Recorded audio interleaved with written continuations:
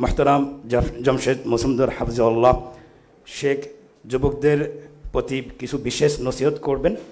আমি শেখকে তার নসিহাত পেশ করার জন্য, মূল্যবান নসিহাত পেশ করার জন্য বিনীতভাবে অনুরোধ করছি। জাযাকুল্লাহ খায়রান। আসসালামু আলাইকুম ওয়া রাহমাতুল্লাহি ওয়া বারাকাতুহু। আলহামদুলিল্লাহ ওয়াসসালাতু ওয়াসসালামু আলা রাসূলিল্লাহি ওয়া বা'দ। আসলে সব জায়গায় আমাকে বলা হয় যুবকদেরকে নিয়ে কিছু বলতে। আমার কাছে মনে হয়েছিল আমি বুড়ো হওয়ার পরে বলতে পারবো যে ভাই, মানে আগে তো যুবক সময় পার করতে হবে, আমি নিজেই তো এখনো অত বেশি বুড়া না। তো মাঝে মধ্যে ভয় লাগে, ইয়া আইয়ুহাল্লাযীনা আমানু লিমা তাকুলুন মা লা তাফআলুন, যে হে ঈমানদার তোমরা কেন এমন কথা বলো যা তোমরা নিজেরা করো না। ভয়টা কোথায়? ভয়টা হচ্ছে যে কাবুরা মাকতান ইনদাল্লাহি আন তাকুলু মা লা তাফআলুন। ভয়টা হচ্ছে আল্লাহর কাছে এটা ঘৃণিত, বর্বর, যে তুমি অন্য কাউকে কিছু বললা অথচ নিজেই সেটা করলা না, বা অন্য কাউকে কিছু নিষেধ করলা অথচ নিজেই সেটা করলা। তো সেই জায়গায় আল্লাহ আমাকে আশ্রয় দিকে, জন্য আমি বহু বিষয় আলোচনা করি না, নিজেকে সংশোধন করার সর্বোচ্চ চেষ্টায় আছি। এমনি এতটুকু বুঝতে পারছি যে ছোটবেলায়, আরও ছোট থাকতে যখন ওয়াজ শুনতাম শেখ মতিউর রহমান মাদানী হাফিজাহুল্লাহর, শেখ আব্দুর রব্বাফান মাদানী হাফিজাহুল্লাহর, শেখ মুস্তাফিজুর রহমান বিন আব্দুল আজিজ মাদানী হাফিজাহুল্লাহর, শেখ আবু আহমেদ সাইফুদ্দিন মাদানী হাফিজাহুল্লাহর, তো পাকিস্তানের একজন আলেম ছিল শেখ তৌসিফুর রহমান রাশদি। এতটুকু উপলব্ধি আছে যে ওনাদের বক্তব্য যখন শুনতাম জানা ব্যভিচার নিয়ে, তা অনেক কাজে আসছে, এতে কোনো সন্দেহ নাই। ফজিলাতুল শেখ আব্দুর রাজ্জাক বিন ইউসুফ হাফিজাহুল্লাহর বিবাহিত জেনাকারীর আলোচনা এদেশের বহু বিবাহিত জেনাকারীকে নাড়িয়ে সংশোধন হওয়ার জন্য কাজে এসেছে বলে আমি বিলিভ করি, অনেকেই বলে। তো আবার ডক্টর মনজুর ইলাহি হাফিজাহুল্লাহ, ওনার স্মার্ট আলোচনা, সুদভিত্তিক ব্যাংকিং বিষয়গুলোর আলোচনাগুলো মানুষের বহু কাজে আসে বলে আমি মনে হয়, আমার কাজে আসে। এভাবে মনে হয় যে ওয়াজ কাজে আসে, এটা বিলিভ করি আমি, কারণ আমার কাজে আসছে। কিন্তু আবার ওয়াজ করাটা, ওই যে কাবুরা মাকতান ইনদাল্লাহি আন তাকুলু, ওখানে ভয় করে যে বলি তো কি বিষয়ে বলি। মানুষ স্মার্টফোন ইউজ করবে, ফেসবুক ইউটিউব ইউজ করবে, গান বাজনার অশ্লীলতায় লিপ্ত হবে না খুবই কঠিন। আমি আপনাকে দোষ দিচ্ছি না ভাই, তুমি ঠিক বলিও না প্লিজ। তো এটাকে ফানির কি হলো, আপনি হাসতেছেন কেন? I don't know. আমি বলছি যে ফেসবুক ইউজ করে, ইউটিউব ইউজ করে ব্যক্তি কানে গানের আওয়াজ আসবে না, অশ্লীল নারী ওর চোখে পড়বে না, এটা সো টাফ। এখন কারো জন্য হয়তো সহজ, পারে, বাট খুব ছোটবেলা থেকে বিদেশ বড় হওয়ার কারণে স্মার্ট ডিভাইসগুলো বলতে পারেন নেংটি পড়ার বয়স থেকেই ছিল আমার কাছে। যদিও এগুলো নিয়ে কোনো সময় কোনো বলি না, নিজের ব্যক্তিগত বিষয় নিয়ে খুব বেশি একটা বলি না, ভালো মন্দ মিলিয়ে আছে। আমি এতটুকু বিলিভ করি, আমি আপনাদের যাদের নসিহত করি এর চেয়ে অনেক বেশি নসিহতের আমার নিজের প্রয়োজন আছে। তো যাই হোক, আমি যুবক বুড়া বুঝি না, আমি এতটুকু নসিহত করতে চাই, আল্লাহ সম্পর্কে এতটুকু বলতে চাই, হুয়াল্লাযী ইউসাউয়িরুকুম ফিল আরহামি কাইফা ইয়াশা, তিনি আল্লাহ মাতৃগর্ভে যেভাবে ইচ্ছে আমাদের আকৃতি দিয়েছেন। লা ইলাহা ইল্লা হুয়াল আজিজুল হাকিম। আর আল্লাহ ছাড়া সত্য কোনো ইলাহ নেই। وهو الذي أنشأ لكم السمع والأبصار والأفئدة قليلا ما تشكرون। আর আল্লাহ সুবহানাহু ওয়া তাআলাই আমাদের জন্য চোখ, কান ও অন্তঃকরণ সৃষ্টি করেছে, যদিও আমরা খুব অল্পই কি সন্তুষ্ট, অল্পই শুকরিয়া আদায় করি। তাহলে মায়ের গর্ভে যেভাবে খুশি সেভাবে কে আকৃতি দিয়েছে? তাহলে প্রশংসা কার? আলহামদুলিল্লাহ। এই চোখ, এই কান, এই আবেগ, এই অনুভূতি, এই ভালো মন্দের অনুভূতি, এই দরিদ্রতার অনুভূতি আর এই পয়সাওয়ালার অনুভূতি, বাবা মায়ের মৃত্যুর এই দুঃখের অনুভূতি, হৃদয় পরিবর্তন হচ্ছে।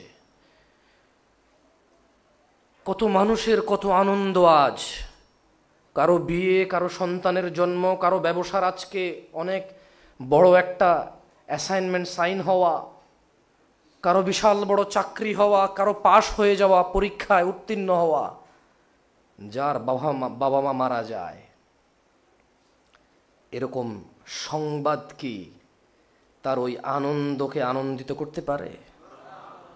তো এই অনুভূতি, এই আবেগ কে সৃষ্টি করেছে? প্রশংসা কার?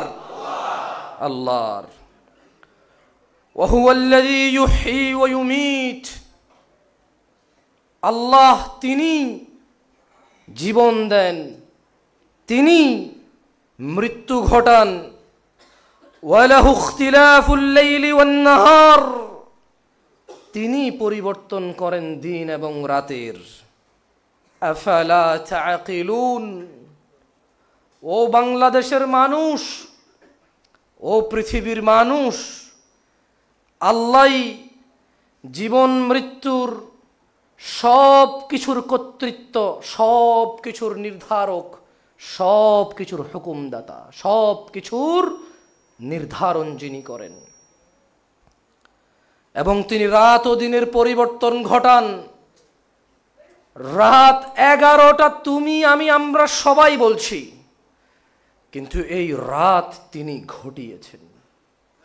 তুমি আমি আমরা সবাই দেখছি, কিন্তু তিনি তা পরিবর্তন করে দিন থেকে রাতে এনেছেন। আফালা তাআকিলুন। ও বাংলার জমিনের নর ও নারীরা, ও বাংলার জমিনের পুরুষ ও মহিলারা, আফালা তাআকিলুন। যিনি জীবন মৃত্যু ঘটান, যিনি রাত দিনের পরিবর্তন করেন, তিনি প্রশ্ন করছেন, তবু কি তোমরা বুঝবা না? আমরা কি বোঝা উচিত?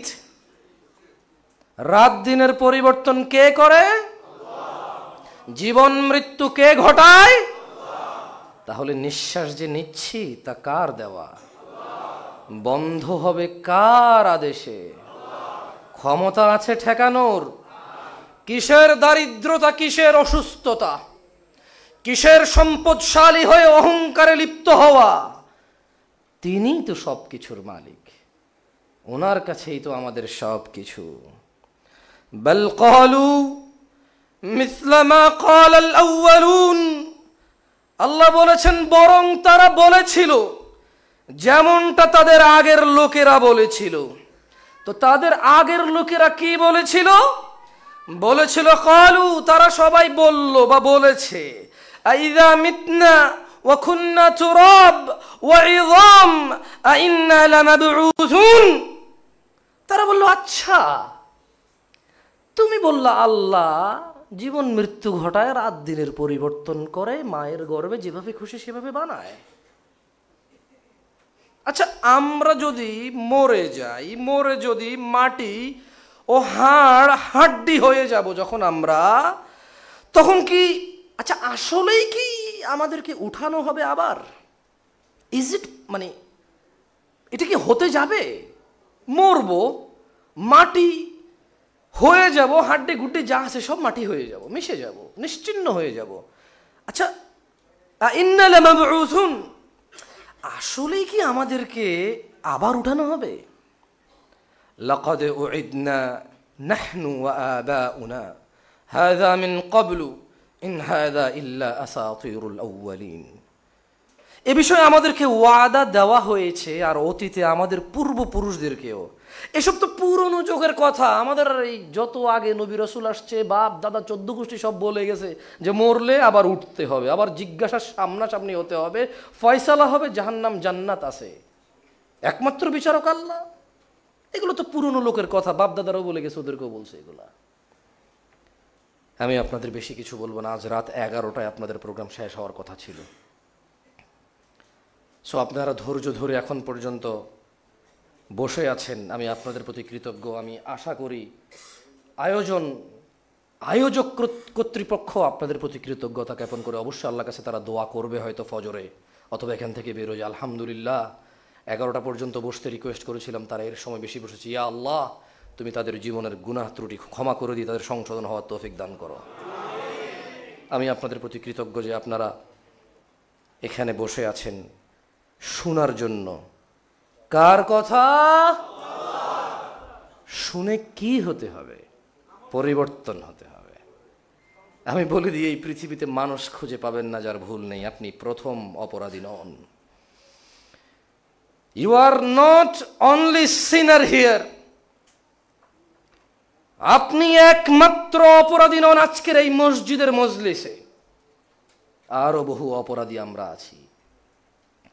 আপনার পূর্বে কেউ অপরাধ করেনি এমনটা নয়, আপনার পরে কেউ অপরাধ করবে না এমনটাও নয়। তবে ভাই ও বোন আমার, আপনার পূর্বে বহু মানুষ অপরাধে নিজেকে ধ্বংস করে আল্লাহর সর্বোচ্চ রাগের সম্মুখীন হয়ে চিরস্থায়ী জাহান্নামে প্রবেশ করবে। তবে ভাই ও বোন আমার, আপনিও আপনার পূর্বে এবং আপনার পরে যারা অপরাধ বোধ করবে এমন বহু মানুষ নিজের অপরাধ থেকে ফিরে এসে ঈমান এনে পূর্বের সমস্ত গুনাহকে নেকিতে পরিবর্তন করে আল্লাহর রহমত দয়ার জান্নাতুল ফিরদাউসে প্রবেশ করবে। আপনাকেও সেই টার্গেট নিতে হবে, আপনাকে এবং আমাকেও সেই টার্গেট নিতে হবে, যেই টার্গেটে আমরা পরিবর্তন হয়ে আল্লাহর জান্নাতে প্রবেশ করতে পারি। আমি আর 5 মিনিট কথা বলবো। দেখেন এই 5 মিনিট আপনার কোনো কাজে আসে কিনা। আমি আপনাকে এমন কিছু বলতে পারবো না যে আপনি কখনো শুনেন নাই। আমি আপনাকে এমন কিছু বলতে পারবো না যে এরপরে কখনো শুনবেন না। আমার পক্ষে সম্ভব না। 1450 বছরে 114টা সূরা, 6200 সামথিং আয়াত, যা পুরো পৃথিবীতে লক্ষ কোটি মানুষের মুখস্থ করা আছে। Lakh crore crore million billion copy, hard copy মসজিদ মাদ্রাসায় মানুষের বাসায় বাসায় আছে। এমন কিছু থেকে নতুন কিছু, এমন কিছু থেকে এমন কোনো আয়াত আমি আপনাকে বলতে পারবো না যা আপনি কখনো শুনেন নাই। তবে আমি আপনাকে যেটা করতে পারি, আমার মতো করে প্রেজেন্টেশন করতে পারি। দেখেন আপনার আল্লাহর কিতাব এইভাবে এই থটে ভালো লাগে কিনা। তবে আপনার ভালো না লাগলো এটা ভালো, করলা যত তিতাই হোক জিনিস ভালো।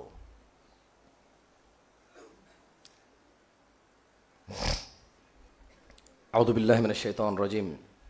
আল্লাহ সুবহানাহু ওয়া তাআলা কোরআনুল কারীমে বলছেন, ওয়ালাউ আন্না আহলাল কুরা আমানু ওয়াত্তাকাউ লাফাতাহনা আলাইহিম বারাকাতিম মিনাস সামাই ওয়াল আরদ ওয়ালাকিন কাযযাবু ফাআখাযনাহুম বিমা কানু ইয়াকসিবুন। আল্লাহ বলছেন যে জনপদের লোকগুলো যদি ঈমান আনত। কারা? না, বলবেন আমরা। কারা? কারা? আমরা। তো আল্লাহর কাছে তো আমরা জনপদ, কিন্তু এখানে আমরাই তো জনপদ। যদি তাহলে আমরা, তাহলে কি আমরা? বলছেন যে যদি তারা ঈমান আনতো, কারা ঈমান আনতো? আমরা। ওয়াত্তাকাউ, আল্লাহ ভীরুতা অবলম্বন করত। কার ভীরুতা? তো আল্লাহ বলছেন, কে বলছেন? লাফাতাহনা আলাইহিম, আমি আল্লাহ কি করতেন? তিনি বারাকাতিম মিনাস সামাই ওয়াল আরদ। তাইলে আমি আল্লাহ যদি এরা ঈমান আনতো, যদি এরা জানা করার আগে বলতো যে আল্লাহ তো বলেছে আমি যদি জানা করি তাইলে জাহান্নামীদের রক্ত, পুজ, ঘাম এগুলো আমাকে খাওয়াবে, না না না, এটা আমার পক্ষে খাওয়া সম্ভব না। জানাকারী যখন জানা করতে যাবে, ওই যে দেখেন ওয়াত্তাকাউ, আল্লাহ ভীরুতা। কার ভীরুতা? ও যদি বলতো যে না এই মেয়ের সাথে তো কথা বলা যাবে না, ও তো আমার, না না না না, বিয়ে যেহেতু বিয়ে হয়নি কারোর সাথে কথা বলবো না। কোন মেয়ে চিঠি পাঠাইছে, কোন মেয়ে ফুল পাঠাইছে, কোন মেয়ে মেসেজ দিছে, কোন বান্ধবী কোন বোনের কাছে কি পাঠাইছে, আই ডোন্ট কেয়ার, বিকজ ওর সাথে কথা বললে আমি মারা গেলে জাহান্নামে বহু শাস্তি আছে, আমার বহু অপরাধও আছে।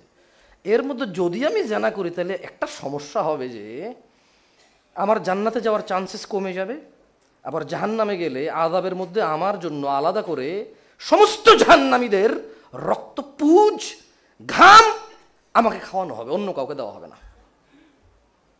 আউযু বিল্লাহি মিনাশ শাইতানির রাজিম। ওয়াত্তাকাউ, আল্লাহ বলছে ও যদি আল্লাহ ভীরুতা অবলম্বন করত তাহলে কি হতো? ও যদি সিগারেট খাওয়ার আগে, গাঁজা খাওয়ার আগে, মদ খাওয়ার আগে যদি বলতো যে, মদ খাওয়ার আগে বলতো যে না না না আমি ধরো জান্নাতে চলে গেলাম, আচ্ছা তওবা করে মরবো, গ্যারান্টি কি কখন মরে যাবো? হতে পারে ঘুমে মারা গেলাম, অ্যাক্সিডেন্টে মারা গেলাম, হঠাৎ মারা গেলাম, তওবা কি? লা ইলাহা ইল্লাল্লাহ তো বলার সুযোগ পাবো না। এখন যদি আমি নেশা করি, তওবা করার আগে মরে গেলে সমস্ত জান্নাতীরা মদ পান করবে, যেটাতে নেশা হবে না, আনন্দ অনুভব হবে, উৎফুল্লতা আসবে। I'm going to miss that thing on that day, even if I enter the Jannah. খাওয়া যাবে না। সুদখোর যদি চিন্তা করতো, মানে ওয়াত্তাকাউ, কি বলেন আমার সাথে? ওয়াত্তাকাউ, আল্লাহ ভীরুতা। কি? সুদখোর ব্যবসা বাণিজ্য বাড়ানোর জন্য কত পলিসি, কত যুক্তি আছে সুদ খাওয়ার। ভাই আমি বলে বুঝাতে পারবো না আপনাকে, ওর যুক্তির শেষ নাই সুদ খাওয়ার। তো ও যদি বলতো যে এই অবস্থায় মারা গেলে আল্লাহ ও তার রাসূলের সাথে যুদ্ধ ঘোষণা করে, মানে আল্লাহ ও রাসূল দ্রোহী হয়ে মারা যেতে হবে, মানে জান্নাতের চান্স তো নাই। কি কি সিস্টেমের আযাব আছে আমার জন্য, আস্তাগফিরুল্লাহ, আমি পারবো না সহ্য করতে। ওয়াত্তাকাউ, তাহলে আল্লাহ বলছেন জনপদের লোকেরা কারা? কি আনলে? কি আনলে? আর কি অবলম্বন করলে? কার তাকওয়া? তাকওয়ার বাংলা কি? আল্লাহ ভীরুতা। আরো সুন্দর বাংলা থাকতে পারে, যারা বিজ্ঞ আলেম আছেন বলতে পারে, আমি তো অনুবাদ দেখে বলতেছি। এখানে তাকওয়াকে তাকওয়াই লিখছে, আমি যেটা দেখে বলতেছি ওখানে তাকওয়াকে তাকওয়াই বলছে, কিন্তু আমার কাছে স্টিল তাকওয়াকে আরবি কথাই মনে হয়। আল্লাহ ভীরুতা কি ঠিক আছে উস্তাদ? তাকওয়া পরিচিত, আলহামদুলিল্লাহ। আল্লাহ ভীরুতা কি যায় এই শব্দের সাথে? আলহামদুলিল্লাহ। তাহলে আল্লাহর তাকওয়া যদি অবলম্বন করত, মানে আল্লাহর আদেশ ও নিষেধের পরোয়া করত যদি, ঠিক আছে, তাহলে আল্লাহ বলছেন যে লাফাতাহনা আলাইহিম বারাকাতিম মিনাস সামাই ওয়াল আরদ ওয়ালাকিন কাযযাবু ফাআখাযনাহুম বিমা কানু ইয়াকসিবুন। যদি এরা অপরাধ করার আগে পরোয়া করত এবং যদি এরা আমার আহ্বানে সাড়া দিত, ভালো কাজের দিকে আসতো, তাহলে আকাশ আর জমিনের যে বরকত আছে এইগুলো আমি খুলে দিতাম এদের জন্য। কিন্তু আল্লাহ বলছেন যে তারা সত্যকে প্রত্যাখ্যান করলো, কাজেই তাদের কৃতকর্মের কারণে তাদেরকে পাকড়াও করলাম। মানে যাদেরকে আল্লাহ ধ্বংস করেছে ওদের কৃতকর্মের জন্য ধ্বংস করেছে। কিসের জন্য? আমরাও যদি ধ্বংস হই কিসের জন্য হব? আমাদের কি কর্মের জন্য ধ্বংস হতে পারি বলতে পারেন কেউ আমাকে? মানে আমরা কি করি আসলে? আমরা খারাপ, তো কি খারাপ আমরা বলতে পারেন? আমরা মদ খাই, জুয়া খেলি, মিথ্যা বলি, হারাম উপার্জন করি, মারামারি করি, গালিগালাজ করি, সলাৎ ত্যাগ করি, জাকাত দেই না, সুদ খাই আমরা, নেশা করি আমরা, এগুলো হচ্ছে আমাদের খারাপ। আর আল্লাহ যা যা আদেশ করেছেন এমন সব উল্টা করি আমরা। সুন্নত রাসূল সাল্লাল্লাহু আলাইহি ওয়াসাল্লাম যত কিছুকে জীবনকে সুন্দর করার কথা বলেছে সবের উল্টা করি আমরা। আল্লাহ নবী সাল্লাল্লাহু আলাইহি ওয়াসাল্লাম বলেছেন যে বিধর্মীরা যদি শক্ত পায়খানা খায় আমরা ওইটাই খাবো। দেখো না, ও চুল এমনে কাটলে এমনে কাটি, ও প্যান্ট এখান দিয়ে ছিঁড়লে এখান দিয়ে ছিঁড়ি, ও সুদের স্কিম চালু করলে এটাকে সবাই ব্যবসা মনে করি, ও নেশাকে ব্যবসা মনে করলে সবাই এবার নেশা বিক্রিকে ব্যবসা মনে করি। ইনফ্যাক্ট আমাদের দেশের বহুমুদি দোকানদার বিলিভ করে সিগারেট না বিক্রি করলে ওর দোকানে কাস্টমার আসবে না। এইটা 100 জনে 95 জন বিলিভ করে এবং সেটার উপরে আস্থা রাখে, তার দৃঢ় বিশ্বাস এটা। আল্লাহ আমাদেরকে বোঝার তৌফিক দান করুন। এখানে উপস্থিত অনেকেই আছেন যারা 5 ওয়াক্ত নামাজ মিস করেন হয়তো। আমি আমার বক্তব্য শেষ করব একটা অনুরোধ করে আপনাকে। দেখেন, আরো সুন্দর উদাহরণ থাকতে পারে, আমার জানা নাই, তবে হয়তো যদি বেঁচে থাকি, আল্লাহ তৌফিক দিলে, আল্লাহর কাছে তৌফিক কামনা করি, আল্লাহ তুমি আমাকে তৌফিক দাও যাতে আমি আমার ভাইদেরকে আরো বেশি করে বুঝতে পারি। তবে ইয়া আল্লাহ, ওদেরকে বোঝার জন্য আমাকে নিজেকে খারাপ হতে হবে এটা আমি বিলিভ করি না। তুমি যদি প্রজ্ঞা দাও এতে আমার জন্য কল্যাণ রয়েছে। ওদের অবস্থান বোঝার জন্য আমাকে নোংরা হতে হবে না। ইয়া আল্লাহ, ওরা যে প্রশ্ন আমাকে করে, আমি যখন ওদেরকে পাল্টা প্রশ্ন করি তুমি এমনটা কেন করলা, ওরা যখন ওদের অবস্থান বলে সেখান থেকে আমি শিখতে পারি তোমার প্রশংসা, যে ওরা আমাকে ওদের গোপন থেকে গোপন, ওরা ওদের বাজে থেকে বাজে অবস্থা নিয়ে আমার সাথে মেসেজে কথা বলে এবং আমি সেখান থেকে জানতে পারি আমার ভাইরা কত অসহায় অবস্থায় আছে এবং কত নিম্ন পর্যায়ে পৌঁছে গেছে এবং এই সমাজ, এই পরিবার কতটা দায়ী। ওই যে আমার বোনরা এখন 4 তলায় বসে আছে, ওয়াজ শুনছে আমার, ওরাই কিন্তু ওদের বাচ্চাকে ফজরে জায়গায় না 6টায় কোচিং এ জায়গায়। এই যে এখানে বসে এখন ঠিক বলছে, ওর নিজেই ফজরে ওঠে না, ও নিজেই ওর ছোট ভাইকে ছাড়া নিজে মসজিদে যায়। এদেশে ফজরের মসজিদ ঢাকা শহরের মধ্যে আপনি যাবেন, আপনি বুড়া ছাড়া জোয়ান পাবেন না। কেন সব বুড়া গেলে কি একা একা থাকে? বৃদ্ধাশ্রম থেকে আসছে মসজিদে। এদেশের সব মুরব্বী কি ফজরে মসজিদে বৃদ্ধাশ্রম থেকে গেছে? ওর বাসায় কি কোনো যুবক ছেলে নাই? ওর কি কোনো নাতি নাই? ও তো একা একা গেল মসজিদে, বাকিদের কি হলো? বাকিরা কোথায়? এই ঠিক বলা আমার এই শিয়ুখা, আল্লাহ যাদেরকে বলছে বার্ধক্যে উপনীত করে, আমার এই শিয়ুখরা ফজরে যখন যায়, দুপুরে বুঝলাম ছেলে মাদ্রাসা স্কুলে, দুপুরে বুঝলাম ছেলে ডিউটিতে কাজ করে ব্যবসা করে, ফজরে এরা সবাই যায়। বড় অবাক লাগে, তাই না? আপনার ছেলে যদি আগুনে পড়ে, এখন কোথায় পড়ে? এদেশে গ্যাসের সিলিন্ডার বাস্ট হয় মাঝে মধ্যে, কলকারখানা ফ্যাক্টরিতে আগুন লাগে, আমরা দেখি এগুলা। মানুষ দগ্ধ হয়ে হাসপাতালে যায়। যে লোকটা দগ্ধ হয়ে হাসপাতালে যায় ঢাকা বার্ন ইউনিটে, হোয়াট ডু ইউ থিঙ্ক তার পরিবার কি কাঁদে নাকি কাঁদে না? কতটা কাঁদে, কতটা কাঁদে, হাউমাউ করে কাঁদে না? আহারে, সন্তানের গায়ের চামড়া উঠে গেল, গোশত দেখা যায়, গোশত ঝরে পড়তেছে, তৈলাক্ত সন্তান, পুরো শরীর ব্যান্ডেজ করে মোড়ানো, ও কাঁদে না? এই বাচ্চাটাকে সে ফজরে বাসায় রেখে চলে যায় নামাজে একা, অথচ জাহান্নামেও কিন্তু একই আগুন রয়েছে। এই আগুন থেকে সে মুক্ত হতে পারে 1 সেকেন্ডে আল্লাহর ইচ্ছায়। কিভাবে? যদি সে আগুনে পুড়ে মারা যায়। যতক্ষণ সে পুড়ছে, কষ্ট পাইছে, মারা যাওয়ার পরে তার আর এই অনুভূতি নাই। মারা যাওয়ার পরে তার আর এই অনুভূতি নাই, তার গোশত পড়ে গেছে। মারা যাওয়ার পর তার আর মৃত ব্যক্তির এই অনুভূতি নাই যে তার মাংস ঝরে পড়ে গেছে। মারা যাওয়ার পর মৃত ব্যক্তিকে গোসল দিবে বা দিবে না, ফতোয়া থাকতে পারে এই সিচুয়েশনে, বাট আপনি ফতোয়া দিবেন, আপনি মানবেন, তবে ওর বডিতে কিছু যায় আসে না, ওর যায় আসে না। ওকে সম্মান করা, ওর যত্ন নেওয়া আমাদের সওয়াব ও গুনাহের বিষয়। ওর আর কোনো বিষয় থাকে না ওখানে। কি থাকে না ওর? তো এটাই আপনাদের অনুরোধ করব, মুসলমান কুফরি ও শিরকের মধ্যে পার্থক্যকারী কি? সলা। একটা আয়াত পড়ে শেষ করে দিই, খুব সুন্দর আয়াত। এমন কোনো খুতবা নাই শেখরা বলে না, এমন কোনো ওয়াজ নাই যদি দেখা যায় 1.5 ঘন্টা ওয়াজ করতে হবে তো ওখান থেকে শুরু করে, তাহলে একটু ওয়াজটা আগায়, কত কথা কইব। কোনটা?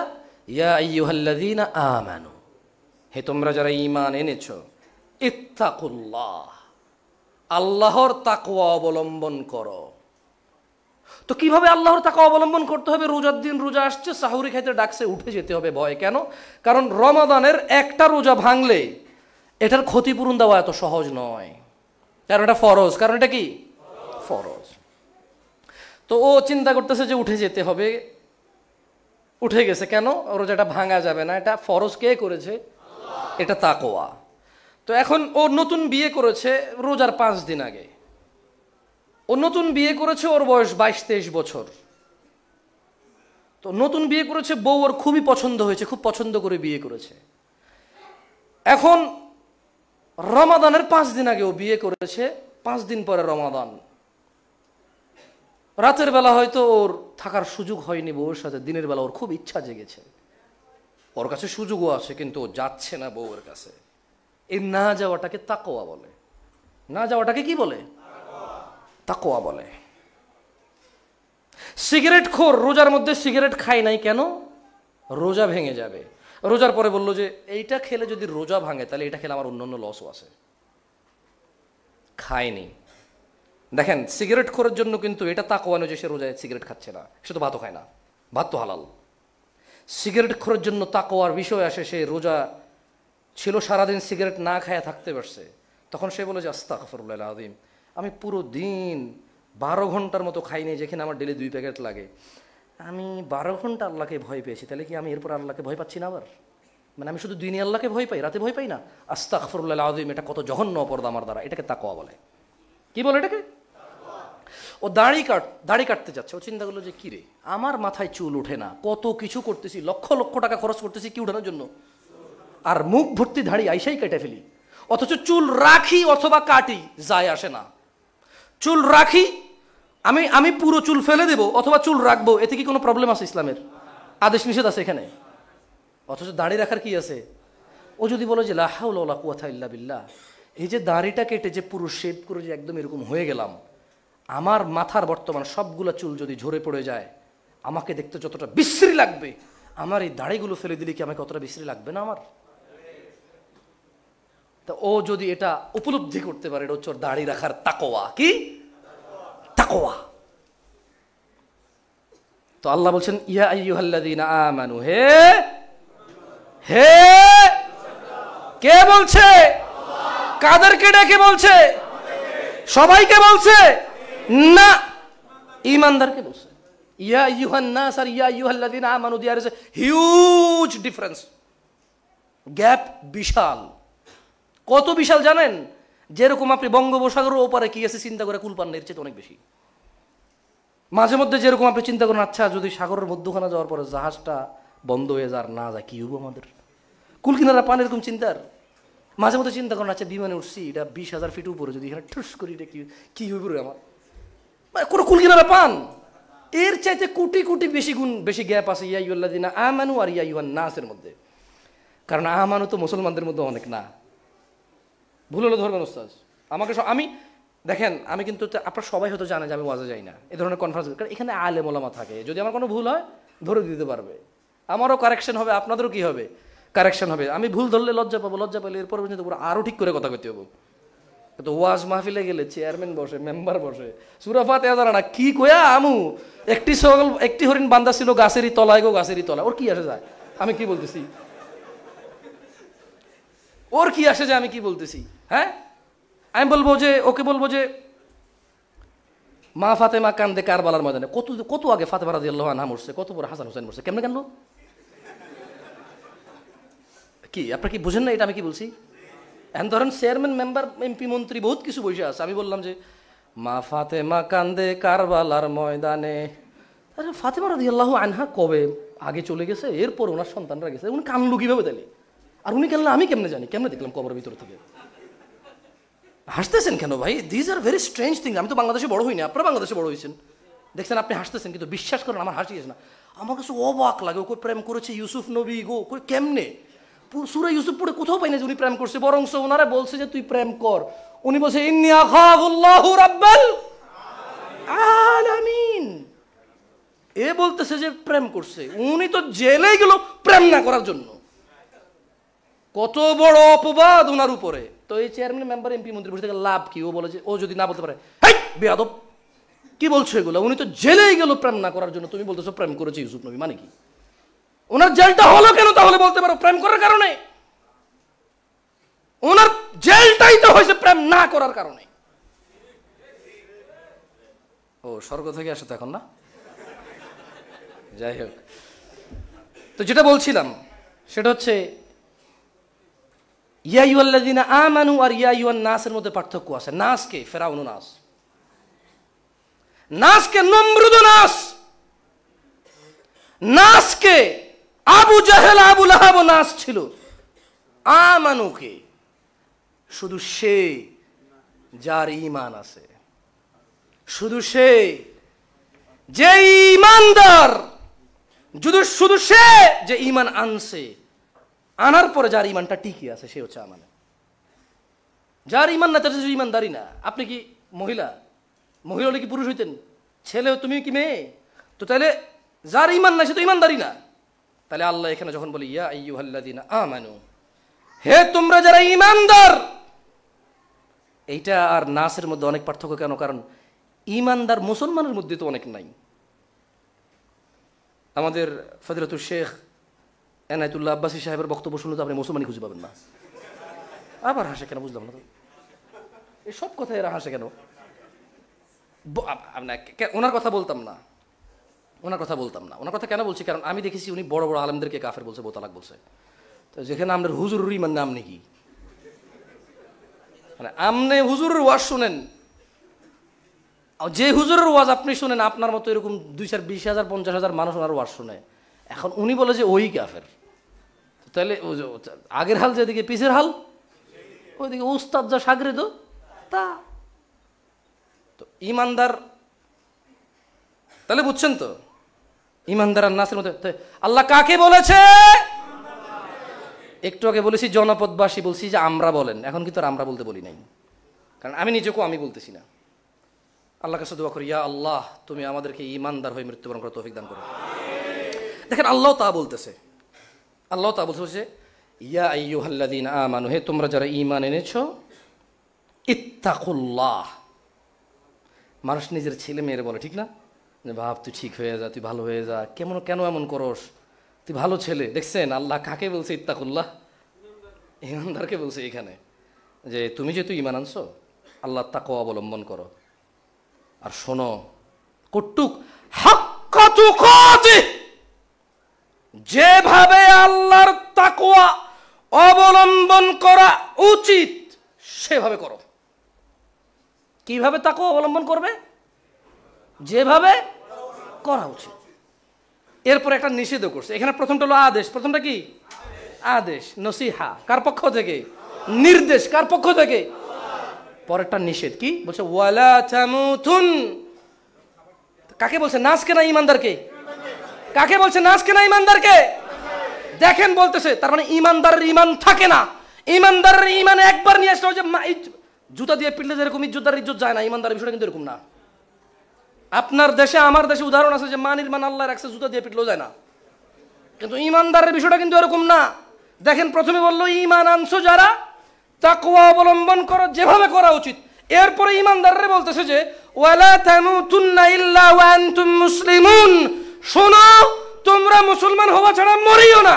তার মানে বোঝা গেল ঈমানদারের ঈমান মৃত্যু পর্যন্ত যে থাকবে, তার কৃতকর্মে গ্যারান্টি দিবে, অথবা তার কৃতকর্মে এটা বিফল হয়ে যাবে। সলাত হচ্ছে এর মধ্যে অন্যতম। সলাত হচ্ছে ঈমানদার হওয়ার আর বেঈমান মুশরিক কাফের হওয়ার অন্যতম পার্থক্যকারী, যেটা দিনে 5 বার পড়তে হয়। আল্লাহ তাআলা আমাদেরকে বোঝার তৌফিক দান করুন। আকুলু কাওলি হাযা ওয়া আস্তাগফিরুল্লাহ লি ওয়া লিসাইরিল মুমিনিন। আমি আল্লাহর কাছে দোয়া করি আল্লাহ তাআলা আমাকে ক্ষমা করুন এবং আপনাদেরকে ক্ষমা করুন। আপনারাও আপনাদের জন্য আল্লাহর কাছে ক্ষমা চাইেন, আমার জন্য ক্ষমা চাইেন। সুবহানাকা আল্লাহুম্মা ওয়া বিহামদিকা আশহাদু আল্লা ইলাহা ইল্লা আনতা আস্তাগফিরুকা ওয়া আতুবু ইলাইক। আসসালামু আলাইকুম ওয়া রাহমাতুল্লাহি ওয়া বারাকাতুহু।